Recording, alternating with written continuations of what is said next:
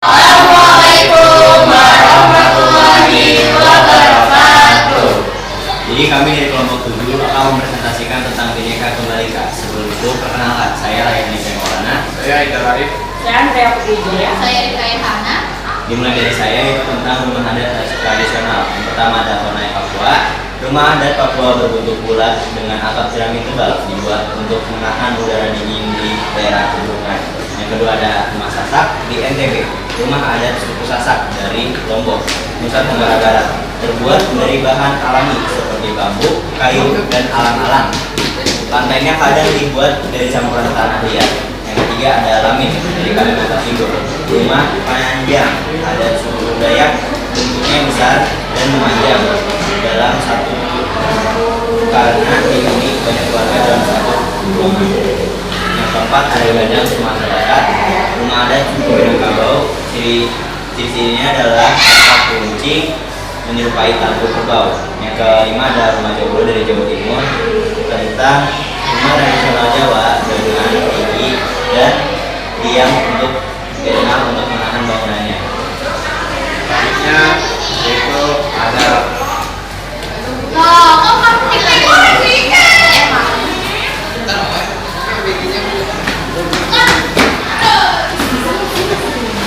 selanjutnya di sini ada tarian tradisional, yaitu satu tari piring dari Sumatera Barat. Tari piring yaitu tari unik yang mengayunkan piring dengan gerakan cepat tanpa terjatuh, simbol kegembiraan dan rasa syukur suku Minangkabau atas hasil panen yang melimpah. Selanjutnya itu ada tari Sajojo yang berasal dari Papua. Tari Sajojo itu tarian pergaulan yang penuh keceriaan, gerakan kaki yang kompak dan meloncat-loncat mencerminkan kerukunan serta kehangatan masyarakat Papua. Selanjutnya itu ada tari Jaipong dari Jawa Barat. Tari Jaipong adalah perpaduan gerakan pencak silat dan seni tradisi yang energik, irama kendang yang kuat, menggambarkan semangat dan keluasan masyarakat Jawa Barat. Selanjutnya itu ada tari pendet dari Bali. Tari pendet adalah tarian yang menyambutkan ketua-ketua di Bali. Keindahannya terletak pada gerakan mata yang panjang, yaitu seledet, dan taburan bunga sebagai lambang penghormatan bagi tamu. Selanjutnya yang terakhir ada tari Cakale dari Maluku. Tari perang legendaris yang melambangkan kegagahan pria Maluku dengan perang dan perisai. Tarian ini bercerita tentang jiwa patriot menjaga tanah air. Nah, selanjutnya itu ada makanan Nusantara. Yang pertama yaitu ada gudeg Yogyakarta. Dengan sayuran dari nangka muda yang dimasak selama berjam-jam dengan santan dan gula merah serta rempah-rempah yang khas. Cenderung rasanya manis dan biasanya disajikan dengan krecek atau ayam opor. Dan yang selanjutnya yaitu ada soto Banjar dari Kalimantan Selatan, yaitu soto khas suku Banjar yang memiliki ciri khas rempah yang ketat seperti kayu manis, cukai, dan biji pala. Kuahnya biasa bening atau sedikit keruh karena campuran susu dan telur. Uniknya soto ini sering disajikan dengan model kentang dan ketupat, bukan nasi. Yang keempat, yang ketiga itu ada sate lilit. Sate lilit adalah perbedaan dengan sate pada umumnya yang potongannya ditusuk. Sate lilit dibuat dari daging, biasanya ikan atau ayam, yang dicincang lalu dililit pada batang serai atau bambu. Aromanya sangat harum karena menggunakan batang serai sebagai tusukannya. Yang keempat yaitu ada papeda dari Papua. Makanan pokok masyarakat Papua dan Maluku yang terbuat dari sagu. Teksturnya menyerupai lem, warna bening abu-abuan dan rasanya tawar. Papeda biasanya disajikan dengan ikan kuah kuning yang kaya rempah untuk memberikan cita rasa segar dan gurih. Yang terakhir yaitu ada pempek dari Sumatera Selatan. Olahan menggunakan daging ikan yang digiling halus dan dicampurkan tepung sagu. Ciri khasnya adalah menyajikan bersama kuah cuko yang warnanya hitam kecoklatan dengan rasa asam, manis, dan pedas. Ada berbagai macam jenisnya, yaitu ada kapal selam, bergiat, dan adaan. Yang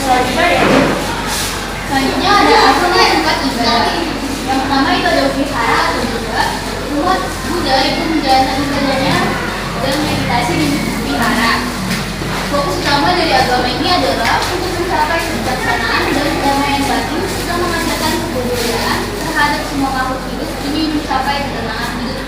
Selanjutnya ada praktek dari agama Konghucu, yaitu agama Konghucu memiliki tempat ibadah yang disebut dengan lereng atau lita. Ajaran ini sangat mengedepankan etika dalam bermasyarakat, moralitas yang tinggi serta menghormatkan yang mendalam pada orang tua dan juga leluhur. Selanjutnya ada pura dari agama Hindu.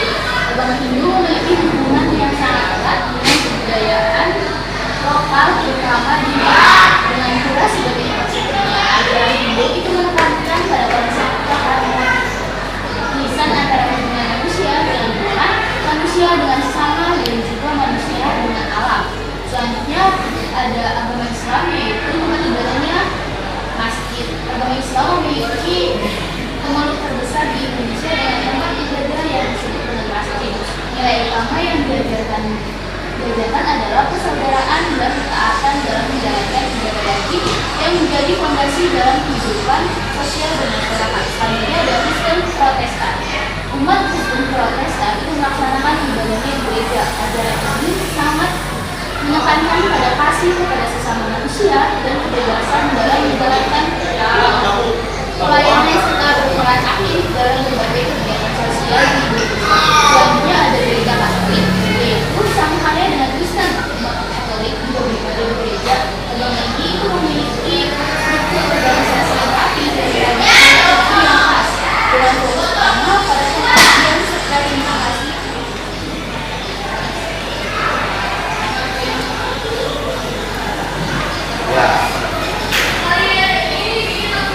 Ya, selanjutnya itu ada pakaian adat tradisional.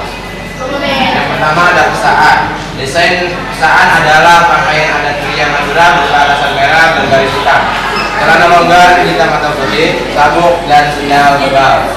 Melambangkan keberanian, biasa dipakai saat kerapan sapi atau pernikahan. Yang kedua ada aesan gede dari Sumatera Selatan.